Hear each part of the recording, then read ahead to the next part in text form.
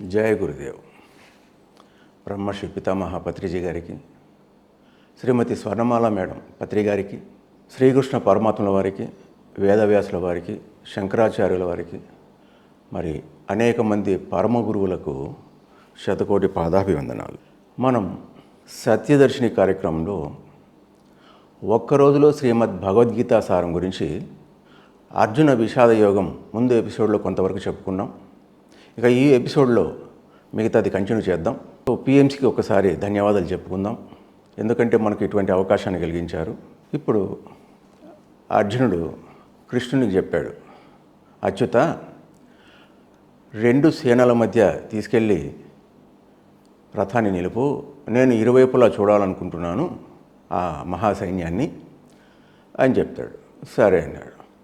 So ఆయన తీసుకెళ్ళి కరెక్ట్గా 2 సేనల మధ్య పెట్టేస్తాడు. పార్త, ఇక్కడ చేరున్న యుద్ధ వీరులను చూసుకో అంటున్నాడు. అర్జునుడు అప్పుడు 2 సేనల్లో ఉన్న అంటే తండ్రి యొక్క అన్నదమ్ములను, పితామహులను, ఆచార్యులను, గురువులను, మామగారులను, అన్నదమ్ములను, పుత్రులను, పౌత్రులను, సో 2 సేనల్లో చూశాడు.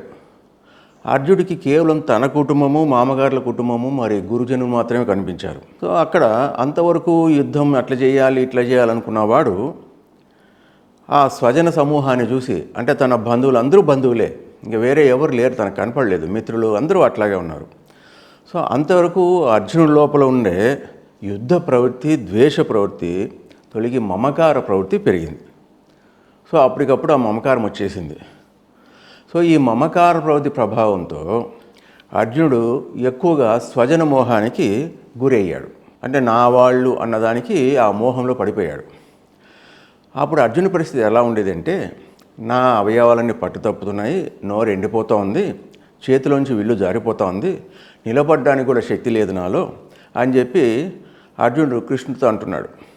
యుద్ధంలో మన కులాన్నే చంపి పరమ కళ్యాణాన్ని చూడలేకపోతున్నాను, వాళ్ళని చంపితే లభించే రాజ్యం నాకు అవసరం లేదు, ఆ సుఖం కూడా నాకు అక్కర్లేదు, మనకు భోగాలు విజయాలు అంటే ఇష్టం, కానీ ఎవరి కోసం? వారే లేనప్పుడు ఈ భోగాలు వల్ల ప్రయోజనం ఏంటి? ఈ యుద్ధంలో నా వాళ్ళని నేను చంపాలి కదా మధుసూదన, వాళ్ళు నన్ను చంపినా సరే నాకు మాత్రం వాళ్ళు ఎవరిని చంపడం ఇష్టం లేదు. ఓ కృష్ణ, నాకు త్రిలోకాధిపత్యం ఇస్తున్నా సరే, సిద్ధించినా సరే వీళ్ళని నేను చంపలేను. అటువంటప్పుడు కేవలం ఈ మట్టి కోసం ఎందుకు ఈ యుద్ధం? ఎందుకు ఇంతమందిని చంపాలి? దుష్టులైనా కూడా వారు మన బంధువులైన కారణంగా ఈ కౌరవాదులను చంపడం అన్నది నాకు పాపంతో సమానంగా అనిపిస్తూ ఉంది. సో కులక్షయం వల్ల నేను పొందేది ఏమీ లేదు, కులాచారాలన్నీ నశిస్తాయి, తద్వారా కులం మొత్తం కూడా నాశనం అయిపోతుంది అని చెప్పేసి స్వజన మోహానికి లోనయ్యాడు. సో అప్పుడు ఈ యుద్ధాలు అనేది ఎందుకోసం జరుగుతాయని ఒక్కసారి మనం ఆలోచిస్తే, యుద్ధం ఎప్పుడు మొదలవుతుంది? అన్ని మార్గాలు మూసుకుపోయిన తర్వాతనే యుద్ధానికి సిద్ధమవుతారు ఎవరైనా సరే. ఇప్పుడు కొత్తగా కులం నశిస్తుందన్న భావం ఎలా వస్తుంది అర్జునుడికి? అది అర్థం లేనిది. ఈ మనుష్య ప్రపంచంలో యుద్ధాలు 5 కారణాలతో జరుగుతూ ఉంటాయి. సో ఒకటి, రాక్షస స్వభావాన్ని తృప్తిపరచడం కోసం. సో వాడికి ఒక తృప్తి అంతే, వాడికి దానివల్ల పొందేదేం కాదు, యుద్ధం చేయడం మనకు తృప్తి, ఇతరులను చంపడం తృప్తిగా ఉంటుంది వాడికి. రెండవది, పగ తీర్చుకునే కోసం యుద్ధాలు మొదలయ్యేది. ఇక మూడవది, స్వార్థ పరాయణత్వం కోసం, తన పేరు ఇట్లుండాలి, ఇన్ని రాజ్యాలు జయించాడు, ఇంత దేశాన్ని పెంచాడు అని చెప్పుకోవడానికి.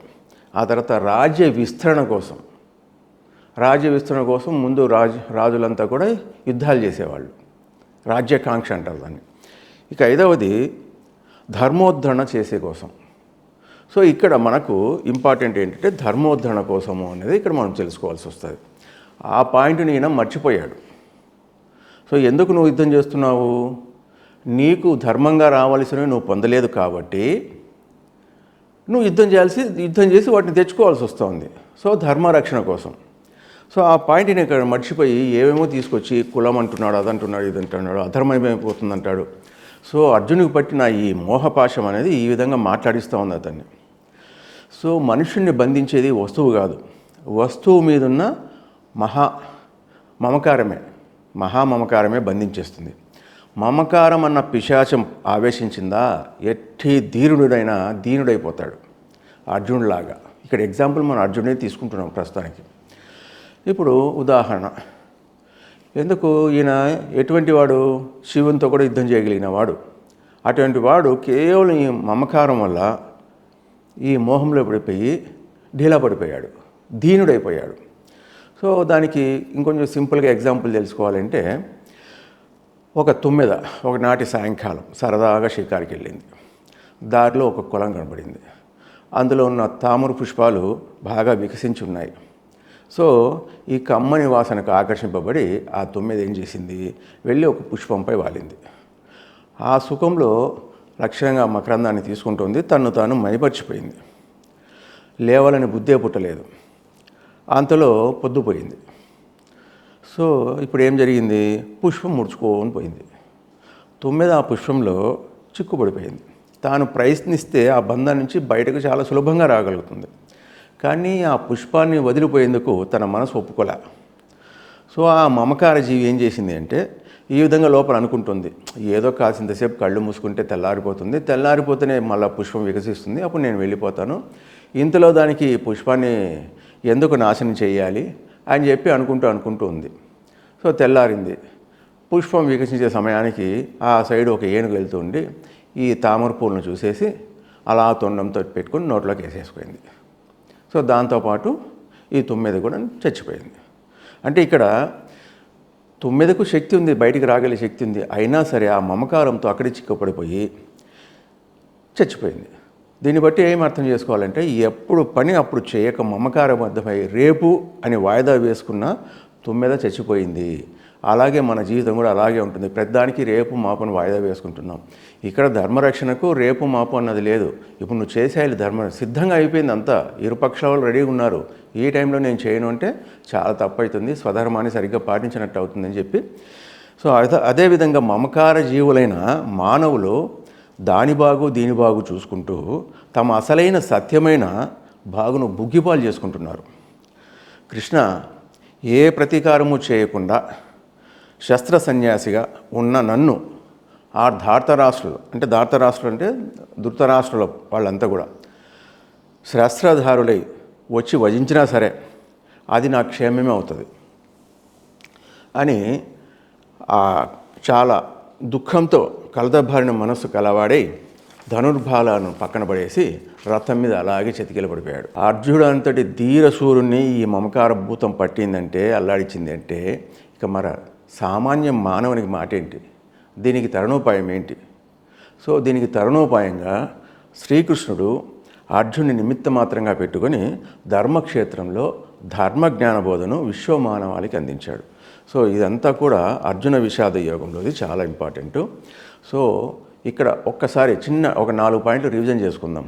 అర్జున విషాద యోగంలో ఇక్కడ ఏంటంటే, మానవునికి దుఃఖం మేలు చేసినట్లు సుఖం చేయదు, గుర్తుపెట్టుకోవాలి. అందుకే దుఃఖం వస్తేనే పారిపోవద్దు, పరిగెత్తవద్దు, భయపడవద్దు, నీకు మేలు చేయడానికి వచ్చిందన్న భావంతో నీవు ఉండు. ఇక రెండవది, దుఃఖం మనుషులను జాగరూకపరుస్తుంది, సహనాన్ని నేర్పుతుంది. ఇక మూడవది, దుఃఖంలో పాపం క్షయమవుతుంది, సుఖంలో పుణ్యం క్షీణిస్తుంది. ఇక నాలుగవది, అర్జునుడు స్వజన మోహానికి గురి కావడం, అంత ధీరోద్ధాతుడు స్వజన మోహానికి లోనైపోయాడు. సో ఇక రెండవ అధ్యాయం ఏంటంటే సాంఖ్యయోగము. దీంట్లో 72 శ్లోకాలు ఉంటాయి. ఇక్కడ ముఖ్యంగా మనం శ్లోకాలను ఎక్కువగా చెప్పడం లేదు. ఇక్కడ ఉద్దేశం ఏంటంటే, రచయిత యొక్క ఉద్దేశము రుచి చూపించాలి, అట్లని చెప్పేసి చాలా స్కిప్ చేయడం అంటూ ఏమి ఉండదు. అన్ని విషయాలు చాలా సులభ శైలిలో చెప్పడానికే ప్రయత్నం జరుగుతోంది. ఇక్కడ సాంఖ్యయోగం అంటే ఈ భగవద్గీత అనేది ఒక యోగ శాస్త్రం. యోగం అన్న పదానికి భగవద్గీత స్వయంగా ఒక నిర్వచనం చెప్పింది. సమత్వం యోగముచ్యతే అంటే యోగం అంటే సమత్వము అని, సాంఖ్యయోగం అంటే సమత్వాన్ని చెప్తున్నది అనేది. సో విషమత్వం అన్నది రోగము, సమత్వం అన్నది యోగం. విషమత్వం అయితే రోగం, సమత్వం అయితే యోగం. తలల వైపు చూస్తే వ్యత్యాసాలు ఉన్నాయి కానీ కాళ్ళ వైపు చూస్తే అందరూ సమానమే. పై చూపులలోనే వ్యత్యాసాలు ఉన్నాయి కానీ అంతర్దృష్టిలో మాత్రం ఆధార దృష్టిలో వ్యత్యాసం ఏమీ లేదు. అంతర్దృష్టి ఆధార దృష్టిలో బయట చూపే రోగము, లో చూపే యోగం. సో మనం చూపంతా ఎక్కువ బయటే ఉంది, లో చూపులో ఉన్నామనుకో యోగంగా మారిపోతుంది. ఓకే. సాంఖ్య అంటే వస్తువు యొక్క నిజ స్వరూపాన్ని తెలుపునది. ఇంకా చెప్పాలంటే పరిశుద్ధమైన ఆత్మజ్ఞానమే సాంఖ్య అని చెప్పబడుతుంది. సో ఇక్కడ ఆత్మజ్ఞానం అంటే ఏంటంటే ఆత్మ నిత్యము, అనాత్మైన దేహము అనిత్యము, ఆత్మ ఏకము, అనాత్మలైన దేహాలు అనేకము. ఇలా ఉదాహరణకు దానికి ఎగ్జాంపుల్ మనకి ఏంటంటే అనాత్మ అనాత్మ అంటే దేహం అనుకోండి, ఆత్మ అంటే లోపల ఉన్నది. సో ఇక్కడ ఏం చెప్పబడుతోంది? ఆత్మ ఏకం, అనాత్మలు అనేకం. దీనికి ఎగ్జాంపుల్ ఏంటంటే మనకు అర్థం కావడానికి చాలా సింపుల్గా పూలు, దారము. సో పూలతో దారంతో పూలన్నీ కడతారు, ఒక మాలగా తయారైంది. సో ఇక్కడ పూలు అనేకంగా ఉన్నాయి, కానీ అందులో ఉన్న దారం మాత్రం ఒకటే. సో అట్లాగా ఈ పూలన్నీ అనాత్మలు అనుకుంటే దారము ఆత్మ అనుకోవాలి. తర్వాత అక్కడ ఆత్మ అనేది మారడం లేదు, అంటే దారం అనేది ఎప్పట్లాగే ఉంది. అనాత్మ ఏమైంది? మొన్న కసిమొగ్గ అంటే శైశవాత్మ, నిన్న మొగ్గ అంటే బాల్యం, ఈరోజు యవ్వనం అంటే ఈరోజు పుష్పమైంది, యవ్వనమైంది. రేపు ముడుచుకొని పోతుంది అంటే ప్రౌఢం, ఆ తర్వాత ఎండిపోతుంది లేదా నశించిపోతుంది, అదే వృద్ధత్వం. ఆ విధంగా నశిస్తుంది. ఇవన్నీ అనిత్యాలు. ఏదైతే మార్పు ఉందో అవన్నీ అనిత్యాలు, ఏదైతే మార్పు లేదో అది నిత్యం. ఆ నిత్యమైంది ఏంటంటే ఆత్మ. సో ఆత్మజ్ఞానం అనేది నిత్యమైంది. ఇక్కడ పరిశుద్ధమైన ఆత్మజ్ఞానమే సాంఖ్యం అనబడుతుంది. అంటే దీంట్లో అంతా కూడా ఆత్మజ్ఞానం గురించి, సాంఖ్యయోగం అంటే మొత్తం దాని గురించి చెప్పబడుతుంది అని చెప్పడానికి ఈ ఎగ్జాంపుల్ మనం చెప్పుకున్నాం. సో ఇంకా అధ్యాయంలోకి మనం స్టార్ట్ అవుతున్నాం. సో మొదటి అధ్యాయంలో చివరిని అర్జున ఏం చేశాడు? ధనుర్బాలని పక్కన పెట్టేసి కూర్చుండిపోయాడు. అప్పుడు శ్రీకృష్ణుడు, అర్జున, ఈ యుద్ధ భూమిలో ఉన్నాము, ఇటువంటి విషమ సమయంలో అంటే ఇటువంటి ఎమర్జెన్సీ టైంలో ఈ పిరికితనం ఏంటి? అది నీకు ఎంత మాత్రం తగదు. తుచ్చమైన హృదయ దౌర్బల్యాన్ని విడిచిపెట్టి యుద్ధానికి సిద్ధంగా నువ్వు అట్లా కూర్చోవద్దు, కరెక్ట్ కాదు అని చెప్పి అర్జున ఇంకా మళ్ళీ చెప్తున్నాడు, నువ్వు ఈ యుద్ధాన్ని వదిలిపోతే తీరని అపకీర్తి పాలవుతావు. క్షుద్రమైన ఈ మోహాన్ని వదిలే అంటాడు. మోహం అనేది క్షుద్రం, పనికిరానిది. ఎలా సాధ్యం కృష్ణ? పూజ్యనీయులైన భీష్మాదుల మీద, ఆచార్యుల మీద బాణాలను ఎలా వేయగలను? మహానుభావులు వృద్ధులు అయిన భీష్మాచార్యులను చంపే కంటే భిక్షాటన చేసుకోవడం మేలు కదా అంటున్నాడు. మరి ఈ విషయం ముందుగా తెలియదా నీకు? అతనితో యుద్ధంలోకి వస్తానని తెలుసు కదా. నిజానికి భీష్మ ద్రోణాదుల మరణం కాదు అర్జునుడు బాధపడుతున్నది, దుఃఖించేది. వాళ్ళు అనే మమకారంతో దుఃఖిస్తున్నాడు. సో మనుషులు మరణానికి ఏడ్చేది మరణించిన వారు తనవారు అన్న మమకారంతోనే ఏడుస్తూ ఉంటారు. వేరే వాళ్ళు మరణిస్తే ఈ ఏడ్చేది ఏమి ఉండదు, కొద్దిగా బాధపడతారు అంతే. అజ్ఞానంతో అహంకారం, అహంకారంతో మమకారం, మమకారంతో దుఃఖం, ఇది వరుస క్రమం. ఇంకొకసారి చెప్తాం, ఇంపార్టెంట్ కాబట్టి రెండోసారి చెప్తే ఇంకొకసారి గుర్తు ఉంటుంది. అజ్ఞానంతో అహంకారం, అహంకారంతో మమకారం, మమకారంతో దుఃఖం, ఇది వరుస క్రమంలో ఉండేది. అర్జునుడు ఎదుటివాళ్ళు భీష్మ ద్రోణాదులు తన స్వజనులు కాకుండా ఇతరులైతే దుఃఖపడేవాడా? అంతకు మునుపు ఎన్ని యుద్ధాలు చేయలేదు, ఎంతమందిని చంపలేదు? దానికి ఒక చిన్న ఎగ్జాంపుల్ చేస్తాం. మనుషులు, మన చుట్టూ ఉన్న మనుషులు లేదు మనం కానీ, సో మన ఇంట్లో సంతానం కానీ ఎవరైనా సరే మన ఇంట్లో వాళ్ళు చనిపోతే కుమిలి ఏడుస్తారు. అదే పక్కవాని సంతానం చనిపోయినారనుకో, పక్కవాని బంధువులో ఎవరో ఒకరు. సో వీడరి వేదాంతం చెప్తాడు, రెండు మరణాలే కదా, మరి ఎందుకు ఈ మార్పు, ఎందుకు ఈ వ్యత్యాసం? అదే అంటే అజ్ఞానం, దేహాత్మ బుద్ధే అజ్ఞానం. ఇక్కడ అజ్ఞాన నివారణ కోసము పైపైన ఎన్ని చికిత్సలు చేసినా దుఃఖం అనేది పూర్ణ నివృత్తి కాదు. దుఃఖం ఉండేది ఒక చోట, మనం దాన్ని చికిత్స చేసేది ఒక చోట అవుతుంది. సో ఎక్కడైతే దుఃఖం కలిగిందో అక్కడే చికిత్స జరగాలి, దానికే చికిత్స జరగాలి. ఒక ఎగ్జాంపుల్ తీసుకుందాం. సో ఒక ఇంట్లో కొడుకు తేలుగుట్టింది, తండ్రి డాక్టర్ దగ్గరికి పరిగెత్తాడు, పోయి మందు తీసుకొచ్చాడు. తర్వాత డాక్టర్ మందు ఇచ్చి కుట్టిన చోట వేయమన్నాడు. ఎందుకంటే ఆ అబ్బాయిని తీసుకురాలేకపోయాడు, ఎన్నో కారణాలు ఉన్నాయి. మందు కుట్టిన చోట వేయన్నాడు. సో తండ్రి వచ్చేసి తేలు ఎక్కడ కుట్టింది అని అడిగాడు. అప్పుడు ఈ కొడుకుని ఆ మూలను కుట్టింది అని చెప్పాడు. ఆ మతిలేని కొడుకు, నీలో ఎక్కడ కుట్టింది అని చెప్పాలి కదా. ఈ మతిలేని కొడుకు అన్నాడు ఆ మూలను కుట్టింది అన్నాడు. ఆ మతిలేని తండ్రి ఏం చేశాడు, ఆ మూలనిపై ఆ మందు రాశాడు. సో మన గతి కూడా ఇట్లాగే ఉంటుంది. ఎక్కడైతే ప్రాబ్లం ఉందో అక్కడ సొల్యూషన్ కోసం మనం ప్రయత్నం చేయడంలా. ఎవరో చేస్తారు, ఎవరో వస్తారు, అది తప్పు. సో మనలోనే ఉంది మమకారము, అహంకారము, ఇదంతా కూడా. సో దానికి మనలోనే చికిత్స జరగాల, ఎక్కడో జరగడానికి లేదు. అందుకే ఇక్కడ అడుగుతున్నాడు, మళ్ళీ అర్జునుడు అడుగుతున్నాడు, కృష్ణ యుద్ధం చేయడం మంచిదో కాదో నాకు తెలియదు. ఎందుకు తెలియదు? ఇన్ని రోజులు చేసావు కదా. యుద్ధం చేసినా మనం గెలుస్తామో లేక వాళ్ళే గెలుస్తారో తెలియదు. ఓకే, అది రైట్. సో పిరికితనం అంటే కార్పణ్య దోషం అనే దోషంతో దెబ్బతిన్న నా మనసు ధర్మ నిర్ణయం చేయలేకపోతా ఉంది. కాబట్టి నిన్ను అడుగుతున్నాను. కరెక్ట్. అది ఎప్పుడైతే మనం ధర్మ నిర్ణయం చేయలేకపోతే మనకంటే జ్ఞానవంతులు ఎవరైనా ఉంటే గురువులు కానీ, పెద్దలు కానీ, శాస్త్రాలు కానీ, వాళ్ళని అడగాలి, లేదంటే చూసి తెలుసుకోవాలి, నేర్చుకోవాలి. అది కరెక్ట్. ఇప్పుడు అందుకే ఏదైనా సరే ఒక నిర్ణయం తీసుకున్నప్పుడు ఆవేశంలోనో, ఆకలిగా ఉన్నప్పుడు, కోపంలో ఉన్నప్పుడు, ఇట్లాంటప్పుడు నిర్ణయాలు తీసుకోకూడదు. సో ఇక్కడ నా మనసు దెబ్బతినింది, పిరికితనం ఆవరించింది, దయచేసి నేను ధర్మ నిర్ణయం చేయలేకపోతున్నాను, కనుక నువ్వు నాకు ఏది మంచిదో నువ్వే చెప్పు అన్నాడు. అలా కరెక్ట్. అది సో ఈ లోకం పైన అట్లా అన్నవాడు ఊరికే ఉండొచ్చు కదా. మళ్ళీ చెప్తున్నాడు, ఈ లోకం పైన ఏకఛత్యాధిపత్యమే ఇచ్చినా, స్వర్గాధిపత్యమే వచ్చినా సరే నా సర్వేంద్రియాలన్నీ దహిస్తున్న ఈ దుఃఖం చల్లారలేదు అని అంటున్నాడు అర్జునుడు. అంటే ఇక్కడ ఆయన ఒక క్లియర్గా ఒక పాయింట్ చెప్పాడు. నాకేమీ తెలియదు అని తెలివి రావాలంటే ఎంతో తెలివి ఉండాలి మనిషికి. అది చాలా ఇంపార్టెంట్.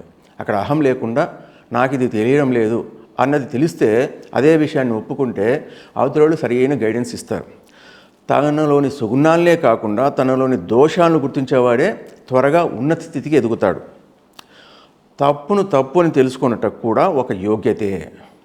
తప్పులను ఒప్పుకుంటే అది పొరపాటు కింద వస్తుంది, లేదా తప్పును సమర్థిస్తే అది పాపం అనిపించుకుంటుంది. గుర్తుపెట్టుకోవాలి అదంతా కూడా మనం. సో తప్పును ఒప్పుకుంటే అక్కడికి అయిపోయింది. దాంతో వాడు అరచడమో, తిట్టడమో, ఫోన్లు అయిపోవడమో. కానీ దాన్ని సమర్థించుకోవడం మొదలుపెట్టావు అంటే అక్కడ మొదలవుతుంది మనకు. తప్పు అని తెలుసుకున్నట కూడా ఒక యోగ్యతే. తప్పులను ఒప్పుకుంటే అది పొరపాటు కింద వస్తుంది, తప్పులను సమర్థిస్తే మాత్రం అది పాపం అనిపించుకుంటుంది. సో ఇది చాలా మనం గుర్తుపెట్టుకోవాల్సిన అంశం ఇది. అప్పుడు కృష్ణుడు అంటున్నాడు, దేనికోసం దుఃఖించకూడదో దానికోసం దుఃఖిస్తూ, పైగా చాలా తెలివైన వాడిలాగా మాట్లాడుతున్నావు నువ్వు. పండితులైన వాళ్ళు ఎవరు కూడా బ్రతుకున్న వాళ్ళ గురించి కానీ, చనిపోయిన వాళ్ళ గురించి కానీ ఏమాత్రం దుఃఖించరు. సో ఇక్కడ అర్జునికి 2 విధాలైన మోహం ఆవరించింది. ఒకటి సాధారణ మోహము, ఇక మరొకటి అసాధారణ మోహం. దేహమే ఆత్మ అనుకొని దేహ ధర్మాలను ఆత్మయందు ఆరోపించుట, అది సాధారణ మోహం. సో ఇది ఒక అర్జునికే కాదు, సర్వ మానవాళికి సర్వసాధారణంగా ఉండేదే. స్వధర్మమైన యుద్ధాన్ని అధర్మం అని అనుకోవడం ఇది అర్జునికి ప్రత్యేకమైన మోహం. కాబట్టి దీనిని అసాధారణ మోహం అన్నాడు. పూర్తిగా జ్ఞానం లేనివారు మరణించిన వారికి ఏడుస్తారు. నీకు పూర్తిగా ఏ మాత్రం జ్ఞానం లేదనుకో, ఒక సామాన్యుగా జ్ఞాని నువ్వు. సో అప్పుడు ఏంటంటే మరణించిన వారికి ఏడుస్తూ కూర్చుంటారు, కొద్ది రోజులు, కొద్ది నెలలో, కొద్ది సంవత్సరాలు. తెలిసి తెలియని వాళ్ళు బ్రతుకున్న వాళ్ళ కోసం, వాళ్ళ బాగోగుల కోసం దుఃఖిస్తుంటారు. ఇది కొంత తెలిసి కొంత తెలియని వాళ్ళు. బ్రతుకున్న వాళ్ళ కోసం, వాళ్ళ బాగోగుల కోసం దుఃఖిస్తూ ఉంటారు. అది చాలామంది మనం చేస్తూనే ఉన్నాం. ఇంకా పండితులైతే దేనికి చలించరు, వీళ్ళకు శోకం అన్నదే లేదు. సో అర్జున, నీ దుఃఖం దేహం కోసమా, ఆత్మ కోసమా? నువ్వు ఫస్ట్ డిసైడ్ చేసుకో. నువ్వు అక్కడ ఆత్మను చూస్తున్నావా, వాళ్ళల్లో దేహాన్ని చూస్తున్నావా? సో ఒకవేళ దేహం ఏడ్చినా నువ్వు నిలబడదు. దేహం కోసం నువ్వు ఏడ్చావనుకో, అదేం నిలబడదు. ఏడిస్తే నిలిచే పక్షంలో అయితే ప్రపంచంలో ఉన్న వాళ్ళంతా అదే ఉద్యోగం పెట్టుకుంటారు. పుట్టింది గిట్టక తప్పదు, అది నీకు తెలుసు. ఆత్మ నిత్య వస్తువు, అసలు దేని కొరకు ఏడవలసిన పని లేదు. సత్యాన్ని తెలుసుకోలేని అజ్ఞానికి మాత్రమే ఏడవాల. అయ్యో నేను ఇంతవరకు ఏమీ తెలుసుకోలేదే, సత్యం అంటే తెలియదు నాకు అన్నదానికి నువ్వు ఏడవాల. సో ఇక్కడ ఆత్మనిత్యం అనే విషయాన్ని వివరిస్తున్నాడు కృష్ణ పరమాత్మ. సో నేను ఇదివరకు ఏ కాలంలో లేనట్టు కాదు. ఎందుకు ఈయన బాధపడుతున్నాడు, అయ్యో వాళ్ళని చంపాలి కదా, అది చంపాలి కదా, కొడుకులను, పుత్రులను, మనవళ్ళను, బంధువులను, స్నేహితులను, గురువులను, భీష్మ పితామహులను వీళ్ళనే చంపాలి కదా అని ఆలోచిస్తున్నాడు. అది కాదు నాయనా, ఈ దేహం అనిత్యము, అందులో ఉన్న ఆత్మీయ నిత్యము అని చెప్తూ ఇంకా తన గురించి కూడా మొదలుపెట్టాడు కొద్దిగా. ఎందుకంటే తన స్వానుభవాన్ని చెప్తే కానీ అవతలవాడికి కొన్ని అర్థం కావు. నేను ఇదివరకు ఏ కాలంలో లేనట్టు కాదు, నువ్వు కూడా ఇదివరకు ఎన్నడూ లేనివాడవు కాదు. అదేవిధంగా ఈ రాజులందరూ కూడా ఇంతకుముందు ఏ కాలంలో లేనివారు కాదు. అంతేకాదు మనందరం కూడా భవిష్యత్తులో మళ్ళీ ఉండబోమని అనుకోవద్దు. అంటే గతంలో ఉన్నాము, ఇప్పుడు ఉన్నాము, రేపొద్దున కూడా ఉండబోతాం కూడా అని చెప్తున్నాడు. దేహం వలన దేహాన్ని పొందినవారు, దేహం వలన దేహాన్ని పొందినవారు అంటే తల్లిదండ్రుల వల్ల దేహాన్ని పొందినవారు బాల్యము, యవ్వనము, ముసలితనము మొదలైనవన్నీ కూడా కలగటం ఎంత సహజమో మరొక దేహాన్ని పొందడం కూడా అంతే సహజం. ఈ దేహం పోయింది ఇంకో దేహం వస్తుంది. ధీమంతుడు ఈ విషయంలో మోహితుడు కాడు. సుఖదుఖాలను ధీరుడైన వాడు సమానంగా చూస్తాడు. అతడే మోక్షానికి అర్హుడు. ధరించబడిన దేహాలు నశిస్తేయే కానీ ధరించిన జీవుడు అంటే దేహాలు ఉన్న జీవుడు అంటే ఆత్మ మాత్రం నిత్యమైనది, సత్యమైనది తెలుసుకొని దుఃఖాన్ని మాని యుద్ధం చేస్తాడు. సో అందుకే ఆత్మ గురించిగా చెప్తున్నాడు. అంత తొందరగా బయటపడరు దుఃఖం నుంచి బయట రావడానికి. ఆత్మ పుట్టేది కానీ చనిపోయేది కానీ కాదు. అలాగని ఒకప్పుడు ఉండేది మరొకప్పుడు ఉండనిది కాదు. నాశనము లేనిది, ఎప్పుడు ఒకేలాగా ఉండేది, సనాతనమైనది. అది చంపబదు, చంపబడదు. ఆత్మను శస్త్రాలు ఛేదించలేవు, అగ్ని దహించలేదు, నీరు తడపలేదు. ఆత్మ చలించనిది, సర్వవ్యాపి, ఇంద్రియాలకు కనపడనిది, ఊహించ శక్యం కానిది, నిర్వికారి. సో ఇదంతా కూడా ఆత్మ గురించి చెప్తున్నాడు. అందుకే ఈ లక్షణాలు, ఆత్మ గురించి లక్షణాలు మనం పదే తెలుసుకున్నామనుకో మనకు బాగా అర్థమవుతుంది. మన ధ్యానంలో కూడా ధ్యానంలో సాధకులందరికీ కూడా చాలా అర్థమవుతుంది. నాకు ఆత్మ సాక్షాత్కారం అయిందని చాలామంది చెప్తుంటారు. సో ఎప్పుడైతే ఈ డెఫినేషన్ మనం చూసుకున్నామనుకో అది అయిందా లేదా వాళ్ళకి అర్థమవుతుంది. ఓకేనా? సో చిరిగిపోయిన బట్టలను వదిలి క్రొత్త బట్టలు వేసుకున్నట్లే నిరుపయోగమైన శరీరాన్ని వదిలి ఆత్మ క్రొత్త దేహంలోకి ప్రవేశిస్తుంది. అక్కడ ఒక శ్లోకం తెలుసుకున్నాం. ఈ శ్లోకాలు ఏంటంటే కొన్ని ఇంపార్టెంట్ శ్లోకాలు భగవద్గీతలో అవి ఊరికి చెప్పడం జరుగుతుంది.